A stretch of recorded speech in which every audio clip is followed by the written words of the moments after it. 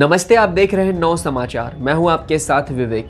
देश में महंगाई जिस तरीके से मार रही उससे पूरा देश गुस्से से उबला हुआ है। महंगाई की इस मार में पेट्रोल डीजल की जो कीमत है सबसे ज़्यादा रुला रही है, क्योंकि रोज की दिनचर्या में हमें घर से बाहर निकलना होता है, चाहे वो अपने दफ्तर जाना हो, चाहे वो अपने खुद के काम। इस बीच महंगाई को लेकर के बीते सोमवार को संसद में जमकर हंगामा हुआ। सवाल सिर्फ यही था कि इसे कैसे नियंत्रण में लाया जाए। इसी बीच पेट्रोल डीजल को अब जीएसटी के दायरे में लाने की बात चल रही है। वहीं रिजर्व बैंक ऑफ इंडिया के गवर्नर शक्तिकांत दास ने भी इस समस्या के हल के तौर पर पेट्रोल डीजल को गुड्स एंड सर्विसेज टैक्स यानी कि जीएसटी के दायरे में लाने की पैरवी की है। जीएसटी के दायरे में लाने पर कुछ राज्यों को इस पर आपत्ति है। उनके दबाव की वजह से ही यह जीएसटी से अब तक बाहर चल रहा है। तो इससे तीन सवाल पैदा होते हैं। पहला ये कि अगर पेट्रोल डीजल जीएसटी में आते हैं तो इससे क्या आम लोगों को फ़ायदा मिलेगा।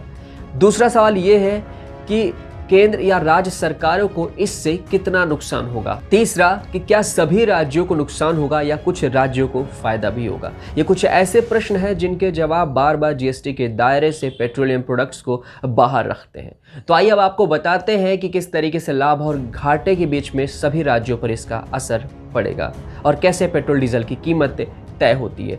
देश की सबसे बड़ी ऑयल कंपनी इंडियन ऑयल कहती है कि पेट्रोल डीजल महंगा नहीं है। देश की राजधानी की बात की जाए तो दिल्ली में पेट्रोल 33.54 रुपए और डीजल 35.22 रुपए प्रति लीटर है।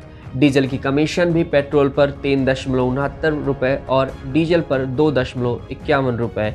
इस पर केंद्र और राज्यों की सरकारों का जो टैक्स है इतना ज़्यादा है कि कीमत बढ़कर 100 रुपए के आंकड़े को छू रही है। दरअसल जितनी बेस प्राइस है उसके मुकाबले 2 गुना टैक्स वसूला जा रहा है। इस समय पेट्रोल डीजल जीएसटी के दायरे में नहीं है। इस वजह से हर राज्य में अलग अलग टैक्स वसूला जा रहा है। केंद्र का जो टैक्स है वो अलग है। अब आपको बताते हैं कि एक जैसे टैक्स अगर लागू होते हैं या फिर लागू करने में किस तरीके की क्या कुछ दिक्कतें आ रही हैं। जीएसटी लागू हुआ तो कहा गया है कि पूरे देश में एक जैसा टैक्स होगा। हालांकि इस टैक्स कानून को भी लागू किया गया, पर शराब, पेट्रोल, डीजल को छोड़ दिया गया।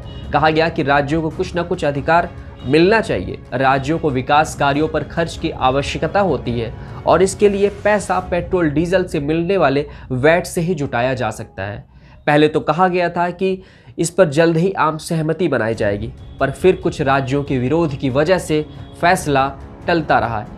एसबीआई ने अपनी रिसर्च में दावा किया है कि केंद्र और राज्य सरकारों के बजट प्रस्तावों में पेट्रोल डीजल पर जो टैक्स से कमाई हो रही है उससे जीएसटी अड़चन ला सकता है। लेकिन हकीकत ये है कि अगर ऐसा हो भी गया तो बहुत ज़्यादा अंतर नहीं होने वाला। सिर्फ 1 लाख करोड़ रुपए का टैक्स कमाएगा, यानी जीडीपी का महज 0.4% कलेक्शन होगा। पर आम लोगों को ज़रूर पेट्रोल पर 10 से 30 रुपए तक प्रति लीटर पर राहत मिल जाएगी। अब बात करते हैं क्या सभी राज्यों को इससे लाभ मिलेगा या नुकसान। देश के अलग अलग राज्यों में लागू वैट की दरें देखें तो करीब 19 राज्यों का 10 से 12 हज़ार करोड़ रुपए तक का नुकसान होगा। इन राज्यों में पेट्रोल डीजल पर टैक्स इतना ज़्यादा वसूला जा रहा है कि लोग परेशान हैं। वहीं पेट्रोल की कीमत सेंचुरी लगा चुकी है।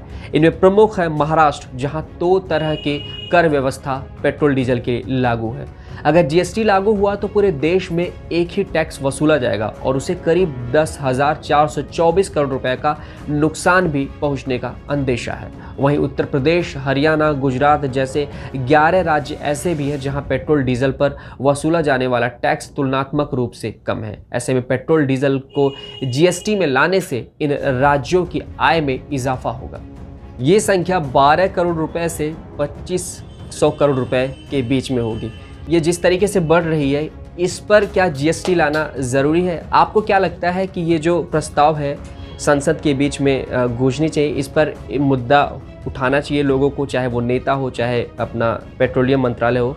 अगर आपका भी इस पर कुछ फीडबैक है, अपना कोई कमेंट आप देना चाहते हैं तो आप हमें कमेंट सेक्शन में वो बात लिख सकते हैं।